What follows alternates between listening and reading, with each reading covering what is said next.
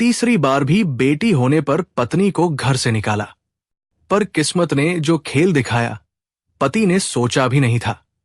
दोस्तों, रात के 2 बजे थे। अस्पताल के कमरे में चारों तरफ सन्नाटा था। बस एक मासूम रुलाई उस खामोशी को चीर रही थी। मीरा ने पसीने से भीगे माथे पर हाथ रखा और नर्स ने नवजात को उसकी गोद में रखा। वो थकी हुई थी, लेकिन उसकी आंखों में चमक थी, एक मां की चमक जिसमें दर्द भी था और सुकून भी। उसने बच्ची को सीने से लगाया, धीरे से फुसफुसाई, मेरी बिटिया, तू आई है ना, अब सब ठीक हो जाएगा। पर दरवाजे पर खड़ा मीरा का पति अरुण वो मुस्कान देख भी नहीं पा रहा था। नर्स मुस्कुराई और बोली, बधाई हो सर, बेटी हुई है। अरुण की आंखों में जैसे अंधेरा उतर आया। उसने सिर झुका लिया और बुदबुदाया। तीसरी बार भी उसके लहजे में वो ठंडापन था, जैसे किसी हार का ऐलान हो गया हो। मीरा ने उसकी आवाज सुनी, दिल कांप उठा। उसने बच्चे को और कसकर सीने से लगाया। थोड़ी देर बाद अरुण कमरे में दाखिल हुआ, चेहरा सख्त, नजरों में शिकायतें।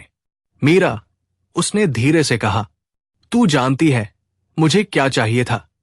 मीरा ने हैरान होकर देखा। क्या चाहिए था अरुण? अरुण बोला, बेटा, मीरा, बेटा, जो मेरा नाम आगे बढ़ाए, जो मेरा सहारा बने। मीरा ने कांपती आवाज में कहा, अरुण, भगवान ने जो दिया है वही हमारा है। देखो इसे, कितनी प्यारी है। अरुण हंस पड़ा, कड़वी हंसी के साथ। प्यारी? मीरा, अब तक 3 प्यारी बेटियां हो चुकी है। कभी सोचा है उनका खर्च? स्कूल, कपड़े, शादी, और फिर किसी और के घर चली जाएंगी। मुझे अपनी वंश की रेखा चाहिए मीरा, वारिस चाहिए, बेटी नहीं। मीरा की आंखों से आंसू बह निकले। वो कांपते हुए बोली, तू उन्हें बोझ कह रहा है अरुण? ये तेरी ही संतान है, तेरे ही खून से जन्मी है। अरुण ने बेरुखी से जवाब दिया, नहीं मीरा, ये मेरी किस्मत का अभिशाप है। हर बार मैंने उम्मीद की थी कि बेटा होगा, पर भगवान ने फिर से मजाक कर दिया। मीरा ने गहरी सांस ली। शायद तुझे नहीं पता, भगवान कभी मजाक नहीं करता अरुण। वो वही देता है जिसके तू लायक होता है। अरुण का चेहरा और सख्त हो गया। बस मीरा, मुझे तेरे उपदेश नहीं चाहिए। अब ये जिंदगी नहीं चल सकती। 3 बेटियां, और अब तू चाहती है कि मैं मुस्कुराऊं? मीरा का गला रूंध गया। वो धीमे स्वर में बोली, अरुण, भगवान ने हमें एक और जिंदगी दी है। ये बच्ची भी तेरी ही पहचान है। अरुण ने सिर घुमा लिया। नहीं मीरा, ये मेरी पहचान नहीं, मेरी हार है। कमरे में खामोशी फैल गई।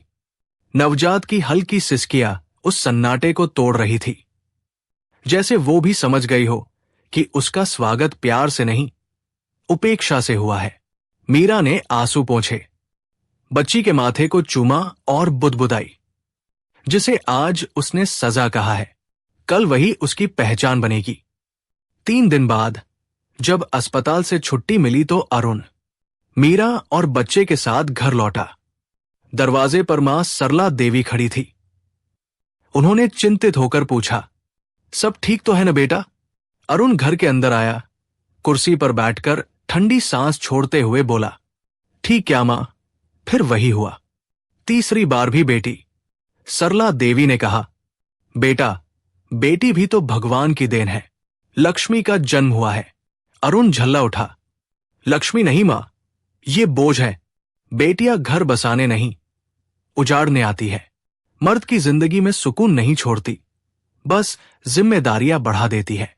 मीरा की आंखें नम हो गई, लेकिन चेहरा शांत था। वो आगे बढ़ी, धीरे से बोली, अरुण, तेरे लहजे में जो जहर है वो एक दिन तुझे ही जलाएगा। अरुण ने तीखे स्वर में कहा, मत बोल मीरा, मैं थक गया हूं तेरे इन भावुक संवादों से। अब फैसला हो चुका है, या तो बेटा या फिर ये रिश्ता। मीरा कांप गई। अरुण, ऐसा मत कहो, देखो तो जरा, ये भी तेरे ही अंश का हिस्सा है। अरुण ने आंखें फेर ली। मुझे देखने की जरूरत नहीं। अब तू और तेरी बेटियां मेरे लिए पराई है। सरला देवी रो पड़ी। पागल मत बन बेटा। बेटियां घर उजाड़ती नहीं, घर बसाती है। लेकिन अरुण का दिल पत्थर बना रहा। मां, भावनाओं से घर नहीं चलते। आखिरकार जवान बेटे के आगे बूढ़ी मां कर भी क्या सकती थी। वो बेबस होकर चुप हो गई और अरुण ने मीरा से साफ साफ कह दिया, मेरे घर के लिए मेरा वंश दो, वरना तुम मेरे घर से सदा के लिए चली जाओ। मैं नहीं चाहता कि तुझे धक्के मारकर घर से बाहर निकालूं। मीरा की आंखों में अब आंसू नहीं बचे थे। वो शांत स्वर में बोली, ठीक है अरुण, अगर तुझे लगता है मैं बोझ हूं तो मैं जा रही हूं। अपने नवजात बच्चे को गोद में लेकर तीनों बेटियों के साथ सास के पैर छूती है और कहती है, मां, मुझे आशीर्वाद देना। मैं हारने नहीं जा रही, बस अपनी पहचान खोजने जा रही हूं। इतना कहकर वो घर से जैसे हमेशा के लिए निकल गई। बाहर हल्की हल्की बारिश हो रही थी।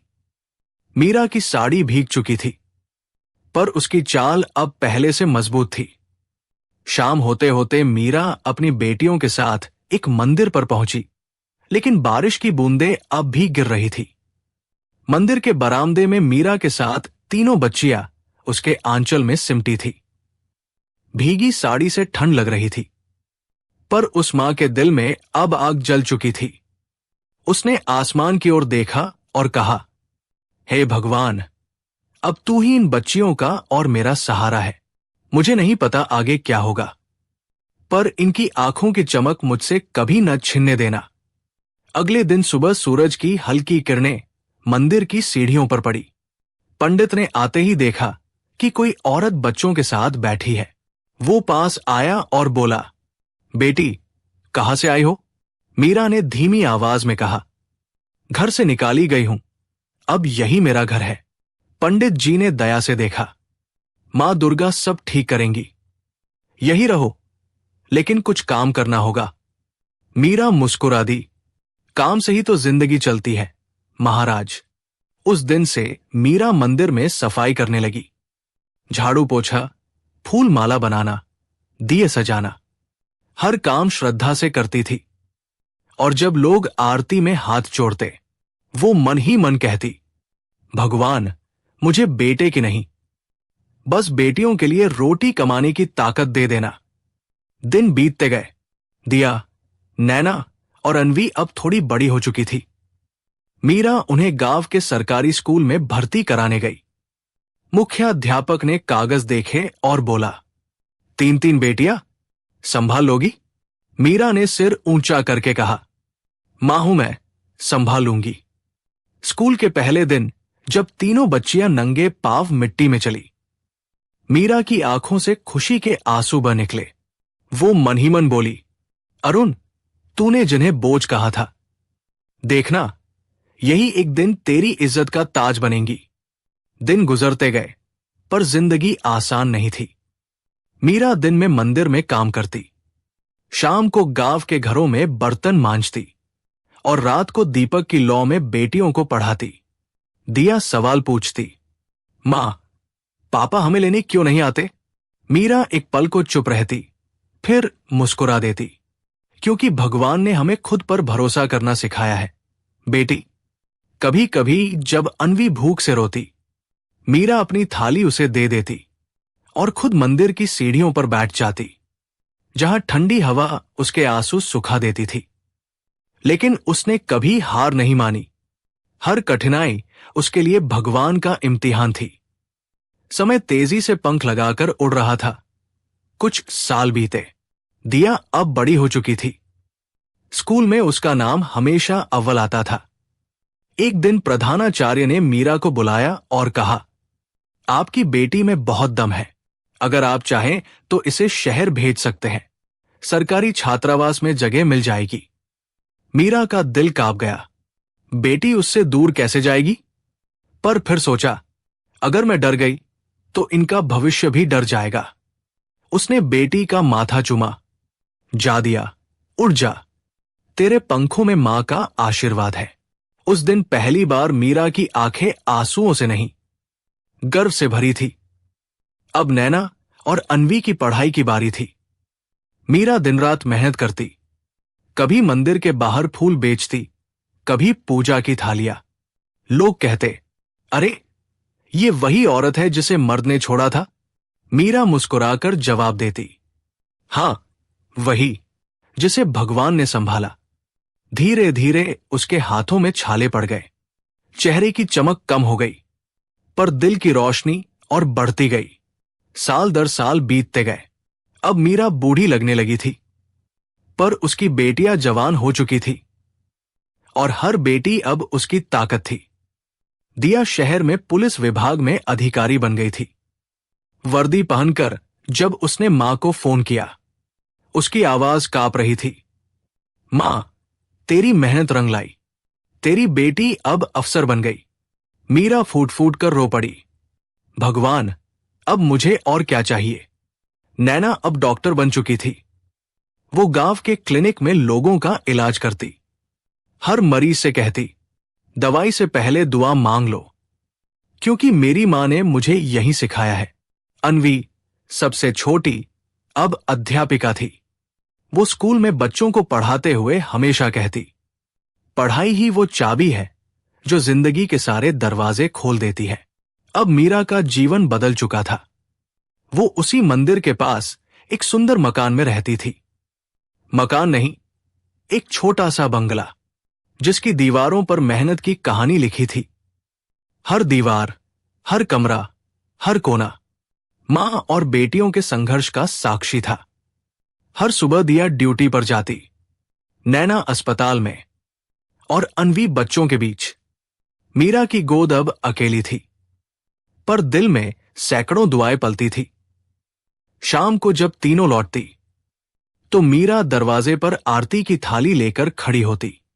आ गई मेरी लक्ष्मियां। तीनों हंसती, हाँ मां, तेरी ही पूजा से तो सब शुरू हुआ था।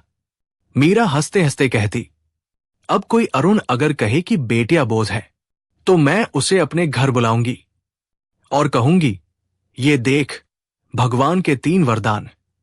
मां और बेटियों का वो छोटा सा संसार अब पूरे मोहल्ले के लिए मिसाल बन चुका था।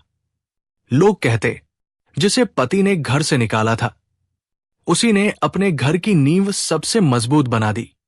मीरा हर सुबह भगवान के सामने दिया जलाती और आंखें बंद करके कहती, प्रभु, अब और कुछ नहीं चाहिए, बस मेरी बेटियां हमेशा सच्चे रास्ते पर चलती रहें। पर जिंदगी कभी अधूरी कहानी नहीं छोड़ती। एक शाम, जब आसमान में हल्का नीला उजाला था, नैना अस्पताल से लौट रही थी। गेट के बाहर उसने देखा, एक दुबला पतला, झुका हुआ आदमी दरवाजे के पास बैठा था। चेहरे पर दाढ़ी, कपड़े फटे हुए और आंखों में थकी हुई बेचैनी। नैना ने ड्राइवर से कहा, रुको जरा, ये कौन है? ड्राइवर बोला, मैडम, रोज आता है, कुछ नहीं मांगता, बस यही बैठा रहता है। नैना कार से उतरी, धीरे धीरे आगे बढ़ी। जैसे ही उसने उस आदमी का चेहरा देखा, वो ठिठक गई। ये चेहरा उसने ध्यान से देखा, वो कोई और नहीं, उसका पिता अरुण था। वो पहचानने में कोई भूल नहीं की, क्योंकि बचपन से अपनी मां को अपने पिता के फोटो के सामने रोते हुए देखा था। नैना का दिल कांप उठा। वो पीछे हटी और उसकी आंखों से आंसू झरने लगे। वो तुरंत घर पहुंची। मीरा देवी पूजा कर रही थी। नैना ने रोते हुए कहा, मां, कोई बाहर बैठा है, शायद पापा। मीरा ने उसकी आंखों में देखा और भगवान को प्रणाम करते हुए बोली, अरुण। कुछ देर बाद बंगले का दरवाजा खुला। मीरा धीरे धीरे बाहर आई, तीनों बेटियां उसके पीछे। गेट के बाहर वही बूढ़ा, झुकी कमर, झुर्रियों से भरा चेहरा और आंखों में शर्म और थकान का समंदर। वो कांपते हुए आंखों में आंसू लिए बोला, मीरा। मीरा ठिठक गई। सालों का दर्द उसकी आंखों में फिर से तैर गया, पर चेहरे पर अब भी वही शांति थी। वो कुछ पल चुप रही, फिर बोली, किस्मत, तू सच में खेल खेलती है। अरुण के होंठ कांपे। मीरा, तू अब भी उतनी ही दयालु लगती है। क्या तू मुझे पहचान गई? मीरा बोली, कैसे भूल सकती हूं, वो चेहरा जिसने मेरी दुनिया उजाड़ दी थी। अरुण ने सिर झुका लिया। उसकी आंखों से आंसू गिरने लगे। वो फटे कपड़ों में था, कंधे पर पुरानी झोली, और आवाज टूटी हुई। मीरा, जब तू गई थी मैंने समझा था जिंदगी आसान है। फिर मैंने दूसरी शादी कर ली। भगवान ने 2 बेटे दिए। मैंने सोचा था अब मेरी वंश रेखा पूरी हो गई। मीरा बस चुप खड़ी सुनती रही। अरुण आगे बोला, मैंने सब कुछ उन बेटों के नाम कर दिया। घर, जमीन, बैंक बैलेंस, सब। सोचा बुढ़ापे में वही मेरा सहारा बनेंगे। लेकिन उसकी आवाज कांप गई। आंखों में आंसू तैर उठे। एक दिन उन्होंने ही मुझे घर से निकाल दिया। पत्नी कुछ साल पहले बीमारी में चली गई। अब मैं अकेला रह गया हूं, बेघर, बेसहारा, टूटा हुआ। मीरा की आंखों से भी आंसू ढुलक पड़े। वो सोच रही थी, जिस आदमी ने बेटी को बोझ कहा था, वो आज खुद भगवान की दया का मोहताज है। अरुण ने कांपते हाथ जोड़े। मीरा, मुझे माफ कर दे। मैंने तेरे साथ बहुत अन्याय किया। जिसे तू आशीर्वाद कहती थी, उन्हीं बेटियों को मैंने अभिशाप कहा था। अब समझ आया है, बेटे वारिस नहीं होते। सच्चा वारिस तो वही है जो मां बाप का मान रखे। मीरा ने कोई जवाब नहीं दिया। हवा में एक भारी खामोशी थी। तीनों बेटियां पीछे खड़ी थी। उनकी आंखों में आंसू थे, पर नफरत नहीं, सिर्फ दया थी। दिया आगे बढ़ी, धीरे से बोली, मां, चाहे जैसा भी हो, आखिर ये हमारे पिता है। मीरा ने सिर झुका लिया। उसका दिल 2 हिस्सों में बंट गया था। एक मां का, जो बेटियों का गर्व थी, और एक पत्नी का, जिसने अपमान सहा था। वो कुछ पल शांत रही, फिर बोली, भगवान का न्याय कभी अधूरा नहीं होता, पर इंसान का दिल अगर मरे तो वो जिंदा होकर भी लाश बन जाता है। अरुण बस रोता रहा। मीरा ने आसमान की ओर देखा। हे भगवान, तूने मेरी बेटियों की मेहनत देखी, अब इनकी दया की परीक्षा मत ले। फिर वो धीरे से बोली, अरुण, मैं तुझे माफ नहीं कर सकती, क्योंकि तूने सिर्फ मुझे नहीं, इन 3 देवियों को ठुकराया था। लेकिन तीनों बेटियां आगे आई। अन्वी ने मां का हाथ पकड़कर कहा, मां, अगर तू हमें भगवान का रूप मानती है तो हमें भी भगवान की तरह करुणा दिखाने दे। मीरा ने बेटियों को देखा। उनकी आंखों में करुणा, वही सच्चाई जो उसने उन्हें सिखाई थी। वो कुछ पल तक सोचती रही, फिर धीमी आवाज में बोली, ठीक है, तेरे पिता है। पिता चाहे जैसे हो, पिता रहते हैं, पर जो तूने खोया है वो वापस नहीं मिलेगा। वो अरुण की तरफ मुड़ी। तू इस घर में रह सकता है, मगर रिश्तों की तरह नहीं, बस एक इंसान की तरह। अरुण की आंखें भर आई। मीरा, तू देवी है। मीरा ने उसकी बात काट दी। नहीं अरुण, मैं देवी नहीं, बस एक मां हूं, जिसने अपने बच्चों से इंसानियत सीखी है। कुछ दिनों बाद अरुण बंगले के पीछे वाले हिस्से में रहने लगा। मीरा ने उसे एक कमरा दे दिया था। वो अब उसी बंगले का माली बन गया। सुबह सुबह पौधों में पानी डालता, और जब बेटियां ऑफिस या हॉस्पिटल जाती तो चुपके से दरवाजे के पास खड़ा होकर देखता। वो गर्व जो कभी उसे समझ नहीं आया था, अब हर दिन उसकी आंखों में आंसू बनकर उतरता।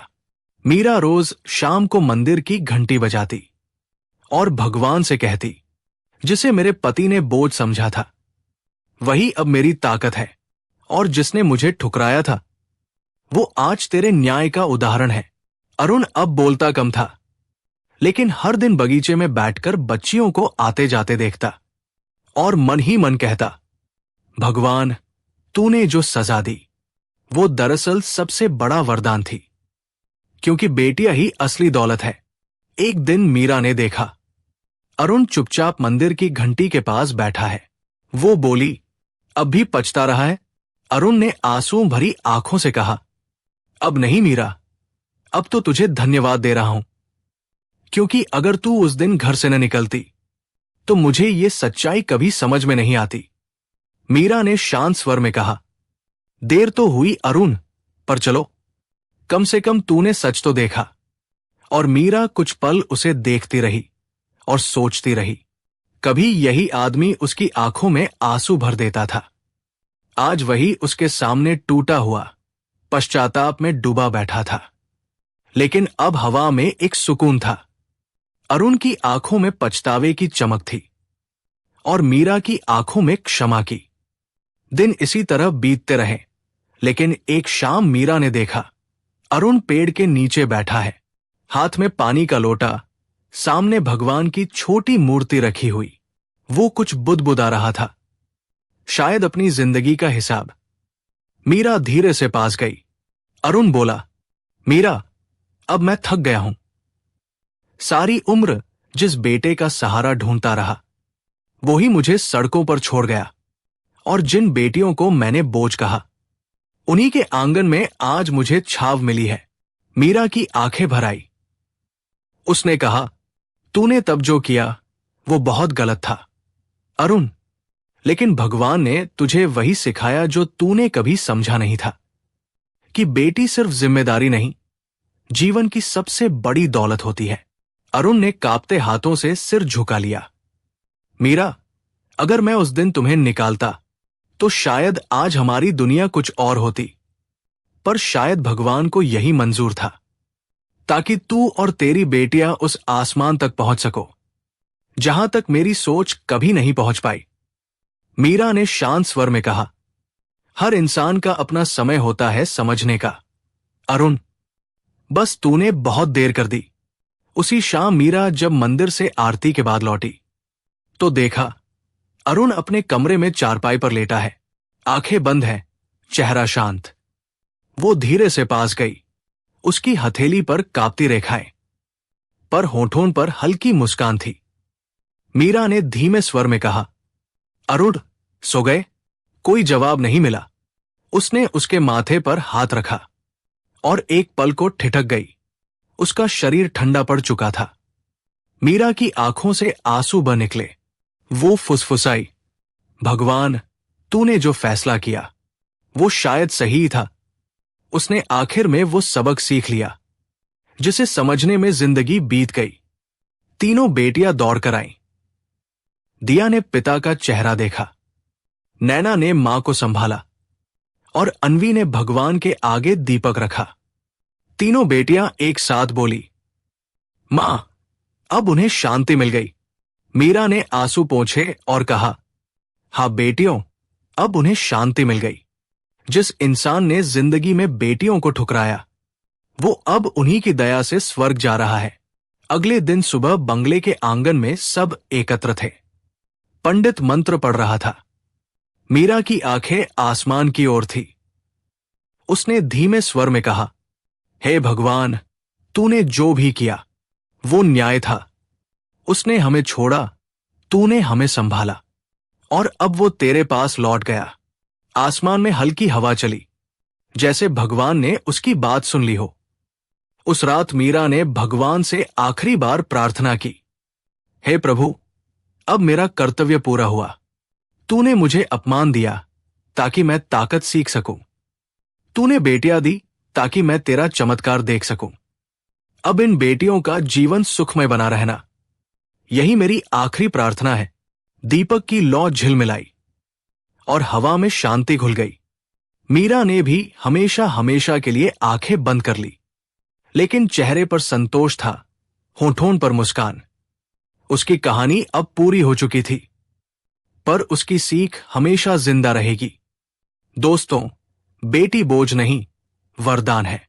वंश सिर्फ नाम से नहीं, संस्कार और कर्म से आगे बढ़ता है। देर हो सकती है, पर न्याय और सत्य कभी हारते नहीं। रिश्ते खून से नहीं, व्यवहार से बनते हैं। बेटा बेटी समान है, और हर बेटी घर की रोशनी है, खर्च नहीं, भविष्य है। लेकिन क्या आज भी हमारे समाज में बेटी को बोझ कहने वाले लोग नहीं हैं? क्या आज भी हम ये नहीं समझ पाए कि बेटियां सिर्फ किसी की जिम्मेदारी नहीं, वो भगवान का सबसे सुंदर वरदान है? कमेंट में जरूर बताइएगा, भगवान ने जो कर्मों की सजा दी, ऐसे पति को, वो सही था या गलत? और अगर कहानी ने आपके दिल को छू लिया हो तो वीडियो को लाइक कीजिए, शेयर कीजिए और चैनल स्टोरी बाय अनिकेत को सब्सक्राइब कीजिए। मिलते हैं आपसे अगली कहानी में। तब तक के लिए नमस्कार। जय हिंद, जय भारत।